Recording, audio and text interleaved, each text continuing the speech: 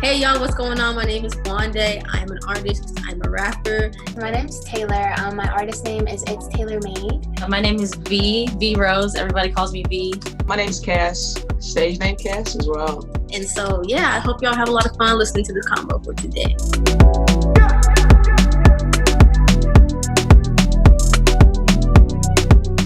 So I wanted to look at, in general in life, whenever scary moments come at you, what are some things that you find yourself doing to help you trust God more through those scary and uncertain times? I feel like for me, it always comes back to just like the word. Like that's really the only thing that I can like truly and confidently say gives me hope is just like reading God's promises and be like, okay, yes, this is happening, but God said this. And like, I believe that God is who he says he is. And I believe that he can do everything that he said he can do. So I'm just going to rest in this sentence. And that's enough for me, So I think it always comes back to just remembering what he's spoken already so that moving forward, you have something to cling to. I agree. I think that's the ultimate answer is trusting in the word. And the way I grew up, I grew up in church, going to church literally every single day. My stepdad was a pastor, so, we had to go to everything. And I remember feeling like when I became an adult and I started to study for myself, to kind of know the word for myself, one of the things I realized was that we kind of were taught that you don't really struggle with God. And like when you become a Christian, there's just joy and peace, and that's just all you have. And I feel like that really can set you up for failure so bad, because that's not what the Bible teaches. Even when you read through the Bible and you see all of the stories, it's always somebody struggling. But what you see consistently is God was with them, or like Taylor said, like they trusted in God's promise, like David. Like he knew he was going to be a king, but it took years and years and years. But he continues to trust God's promise. And I think once I realized that and started to really like live my life that way, I stopped feeling like, man, God, why is this happening to me?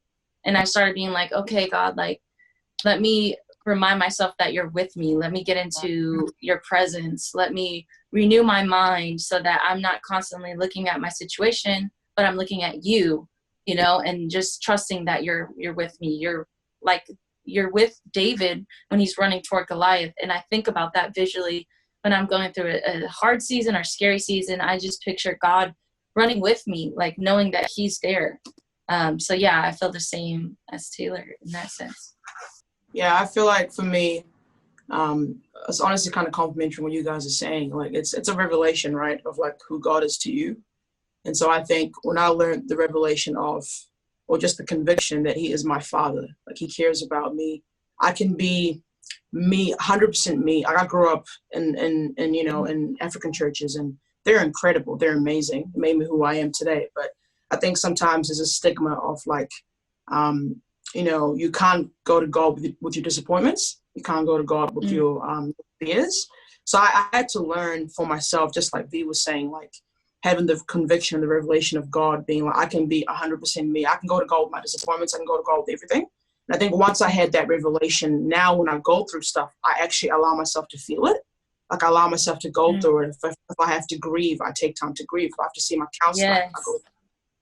I take my time to really deal with it, knowing that God is walking the journey with me. And I'm not afraid to say it now, because I'm like, if he can do it for me, he can do it for other people. I just think it's not talked about enough sometimes, that God's okay with you taking time to deal with your own mental health and deal with the stuff that you deal. Like, you just have to face it, deal with it, grieve it, walk the journey with God, and you get healing. I think that is such an important thing to mention, Cass, because I feel like as young people, we hear the term grieving and we don't really associate with that. But we need to grieve loss, whether it's loss of friendships or actual losing a person, or like a disappointment. Like that is something I have been talking about probably for the past years, how we need to take time and like literally process and acknowledge that something happened in our life that hurt or whatever we lost, or it's a disappointment, and we need to grieve that and like take it to God, lay it down at his feet. It's an actual process that needs to happen. And it doesn't mean that we're weak. It doesn't mean that, you know, like sometimes we feel like I just have to be strong and I take care of myself. And, you know, I think there's a culture of like suppressing, you know, we just suppress whatever we're feeling so nobody can see you cry. And like, you know, all of these popular pop culture phrases that we hear that are not like helpful to our mental health, that are not helping us. Like we need to be like, yeah, like you said, I'm not ashamed to say it. I have to grieve sometimes. Like I have to grieve things. And that's how you stay healthy. That's how you get through things. Like that was really good to mention.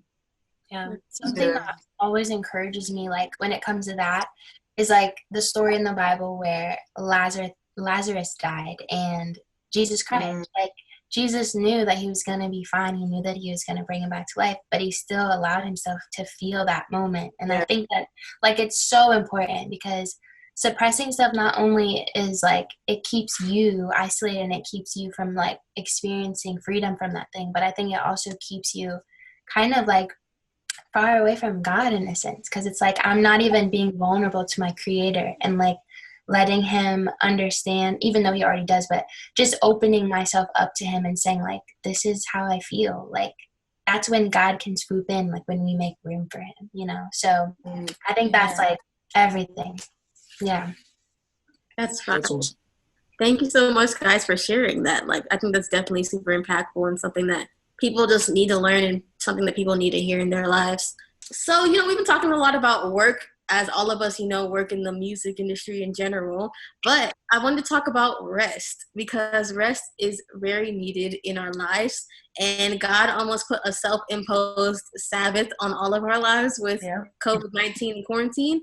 So I kind of wanted to ask, with this new self-imposed, you know, Sabbath and rest, what hobbies do you do outside of music that maybe you've been starting to get into again? And, you know, what are you trying to do to help you maintain putting Sabbath in your life in general? I definitely, like, as of the past few years, have really been practicing, like, taking a day off, because it was kind of foreign to me.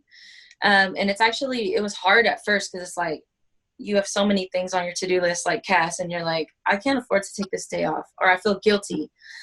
So it's important to tell yourself, like, number one, there's no reason to feel guilty, to rest. Like God did call us to do that. And so I started, of course, like turning my phone off and not being on social media, and just telling myself it's okay to step away and not feel like I'm falling off, or like all of those things people say to you. And just being like, whatever, like I'm going to rest today. And the first couple of times I did it, I saw like a tremendous change in the rest of my week, like from then on. But I like to read.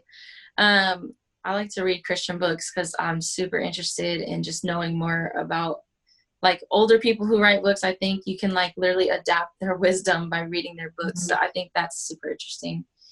That's like what I do. Like on my rest days, I read. I just lay down, read, chill, listen to music. So. Yeah, rest for me has had to be something I've had to learn, because I kind of it was like school, and then it was university or college, what you guys would say, university. And then it was like a year of school, like church school. So it's kind of like I've been on the go since I was a kid. So I've had to learn. Last year, it was after I did a tour in the States around maybe July, got home, and I just burnt out.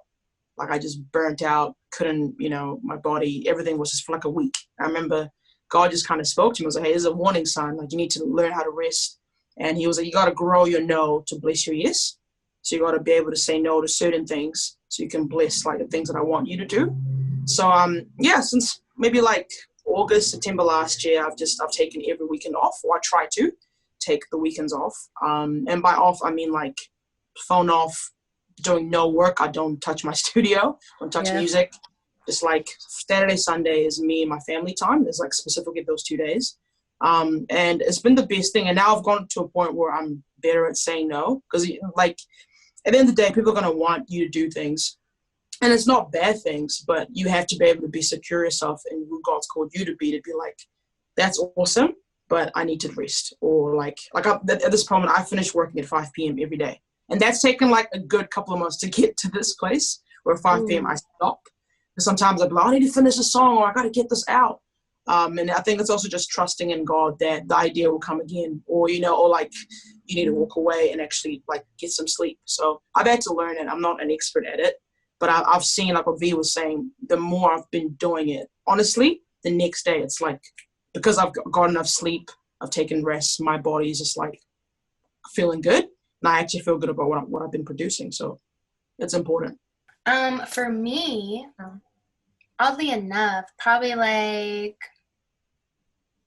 maybe in like January, I'll say, God was like really pressing me to learn how to rest, because I think my issue, it was rooted in like people pleasing. So that was why I was like always working. Like I just had to turn this in and do this and like make sure I'm going the extra mile to get things done.